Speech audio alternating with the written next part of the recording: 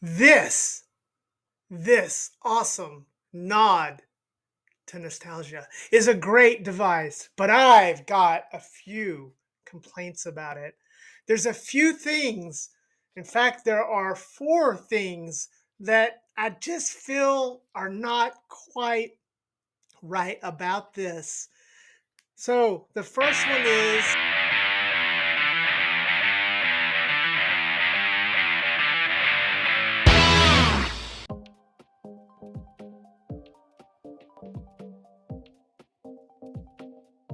well, Jim, we have some breaking news here. Sorry to interrupt, guys, but it looks like Anbernic has not announced another device. We are 3 days away from the end of the month and we still don't have a leak. Is there something wrong with... No, wait. That's not gonna happen, is it? I mean, give us a break. Anyways, guys, welcome back to the channel, Deadheads, or welcome to the channel for the first time, new Deadheads. Today, we're taking a look at the Anbernic RG34XX and giving our thoughts on a few things that kind of bother us. So, remember to hit that like button, subscribe so you never miss an episode of our content. Anyways, let's find out what bothered Deadfred. So, the year is completed, coming to an end, and after an exhausting amount of Anbernic releases, we finished the year with one that is inspiring a lot of nostalgia and hitting a lot of the special points for people's memories. And the RG34XX has launched, and it launched in a brand new box. So as we unbox this and do our impressions and review, let's look at this box. And the style indicates that Anbernic is heading into the new year with a new style.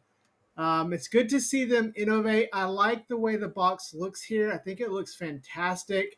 The overview look of it, it's really stylish. They put a lot of thought into the box here to make it look a little different and unique. Little touches like the little XX background over here that's, shadowing around the actual picture of the unit. It's really, really nice.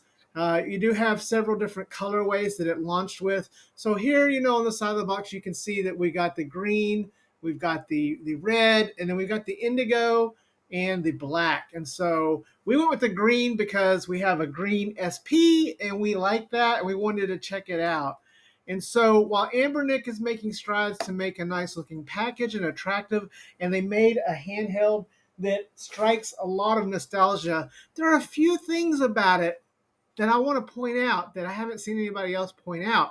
Is it the perfect device? No, that doesn't exist. So let's get on with this review and talk about this handheld and talk about some of the things that we liked about it, some of the things we didn't like about it, and what to look forward to in 2025 from Anbernic.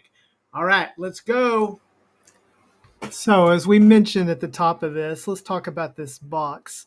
It's new packaging for 2024, 2025, or heck, maybe this is a one and done. We don't know yet. But as we open the box and look inside, there's really no surprises here. We're getting the typical stuff you would expect inside an Anbernic packaging. It's really well packed with its typical sleeves, along with the padding to cover it during transportation. We have it sitting in its normal slot here, and you can see that there's items underneath as always, including a screen protector along with wipes and the trusty manual. So taking a look at the manual, there's nothing new here. It's our typical manual and what we come to expect from Anbernic in all regards. All in all, this is your normal typical boxing on the inside, even though the outside looks nice and fancy. All right, Deadheads, let's see what the old man thinks about the new RG34XX. He doesn't really know about the original Gameboy models. I'm going to show him that in a second. But first, let me just have him hold this and see what he thinks about it. Ooh. Well, first thing I see was his vivid green plastic. Yeah, it's got a nice little small screen on here. Controls up the top of it.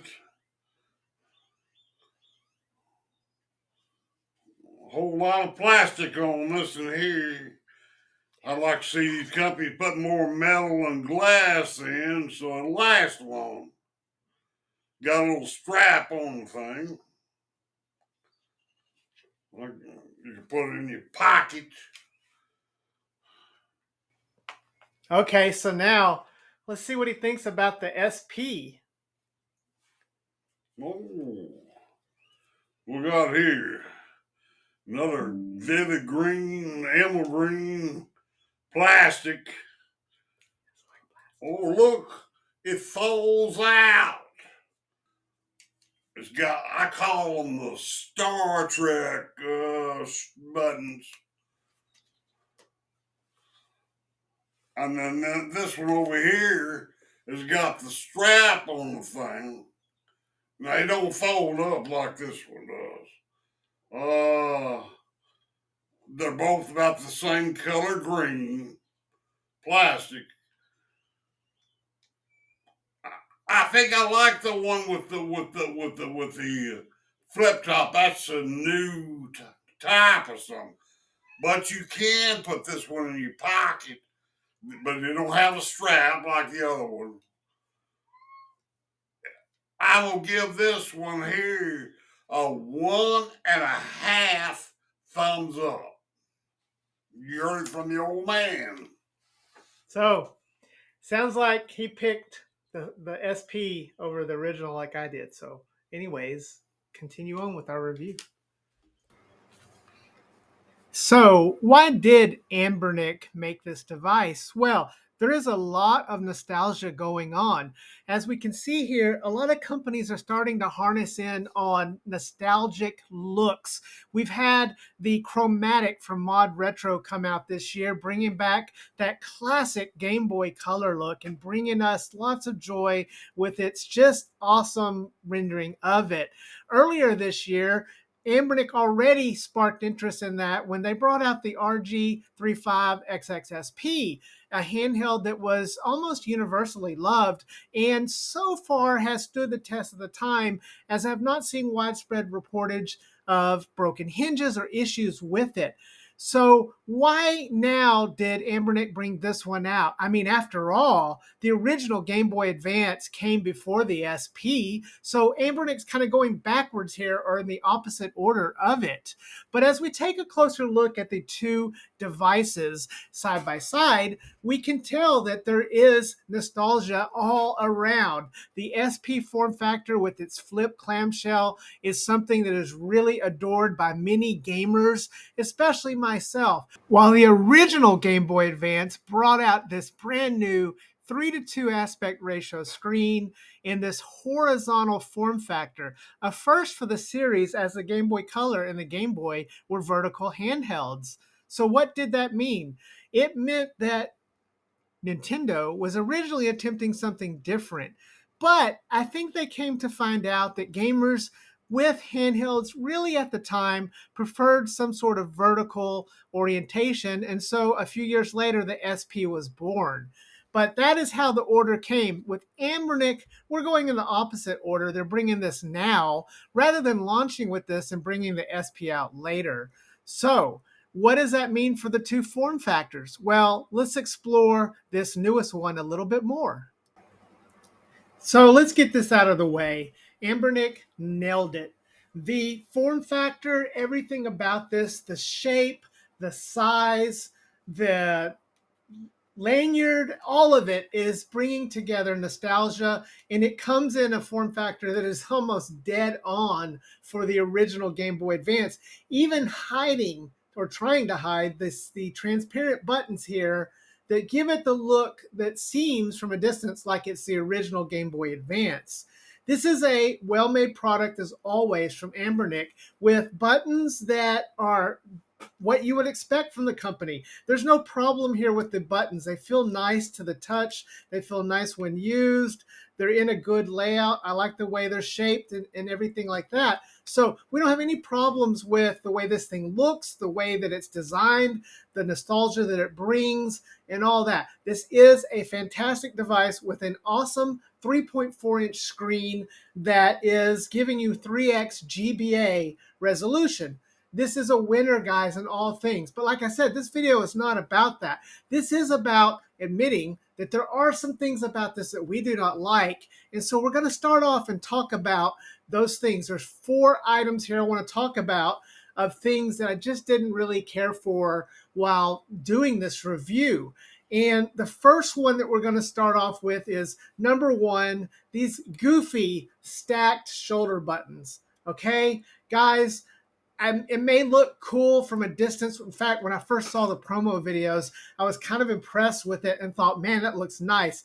But the reality is, holding this thing and trying to hit these other buttons, for me, I ain't getting it. Now, I've read some comments online. I've seen some people who have said that for them, they like it.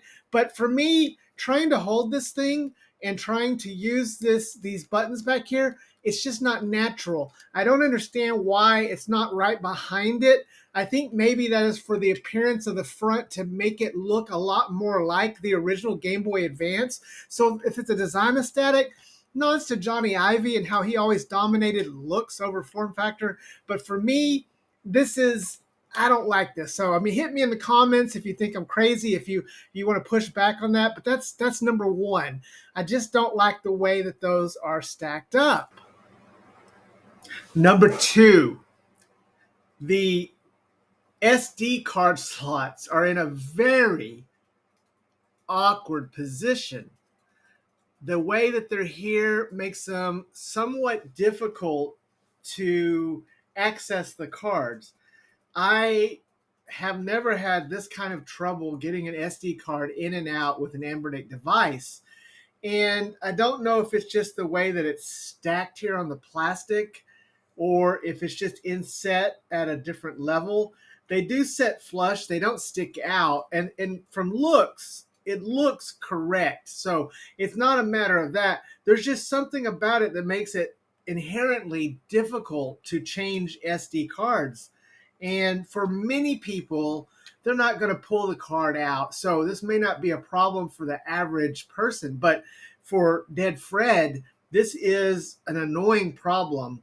And it's both slots. And again, it's just not easy to get them out. I understand they didn't want to use the sides because this is trying again to match the design language over function. So I understand why it's not there, but it's just a bit annoying and it is a little quirky and just something that I just wish was done a little better. Number 3, the volume wheel rocker thingy.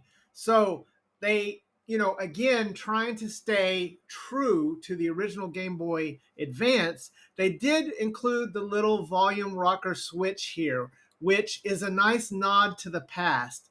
Now, you've seen things like the Chromatic, which has the wheel here for volume. I absolutely love this. I think we should see more of these analog type wheels than the digital button presses that we are come to know and love. My problem with this is the placement of it, where it's physically at when I'm holding the game and I'm playing. Sometimes my finger scrapes against it and it's just an awkward feeling. Now, the way they designed this with the bumper was intended to keep your finger from hitting it. Maybe it's my hands. I don't know. Maybe other people don't have this problem, but the placement of it just awkward. Again, it's little things like that. And yes, I'm being very nitpicky here, but it's things that I do want everybody to be aware of, that it's a possibility, because this thing is a hype machine. And, let's bring expectations back down to earth, because there are things about this that are just not, 100% perfect.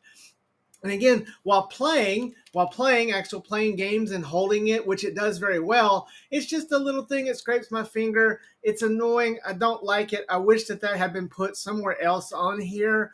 I'm not an engineer, so I don't know if they had another place to put it. But that's, again, just something else that just kind of bugs me about this. And finally, we're going to get a little OCD here, guys, because the last thing that sort of bugs me about this, and to be specific, the only use that I have of this is with this specific color, is the fact that the color is not 100% one-to-one match between the both of these. If you're a collector like me and you want to have, a set that looks the same, I don't know why the coloring is just slightly off between the two. It seems that they use the same material, and you would think that it would be the same because from a texture standpoint, the two of these, they both feel about the same. The plastic feels very similar in how they come off and everything, but there's a slight variation. And yes, it's slight, and I'm being OCD here, guys, but there's a slight variation in how this looks and how the coloring looks between the two. And it makes it just seem a little bit disappointing. Now, I'm being very nitpicky here, and this is a bit ridiculous. I'll admit that.